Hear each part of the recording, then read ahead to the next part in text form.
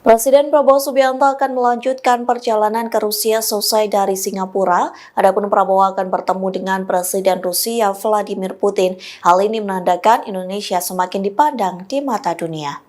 Dikutip dari laman Kementerian Sekretariat Negara, hal itu disampaikan Seskap Teddy dalam keterangannya pada Minggu 15 Juni. Ia mengatakan Prabowo bertemu Perdana Menteri Singapura Lawrence Wong dan menghadiri Singapura Indonesia Leaders Retreat pada Senin 16 Juni. Selesai menyelesaikan agenda di Singapura, Prabowo akan melanjutkan perjalanan menuju Rusia. Hal itu untuk memenuhi undangan khusus dari Putin.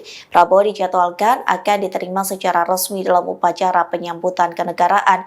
Nantinya download Tribun X sekarang, menghadirkan lokal menjadi Indonesia.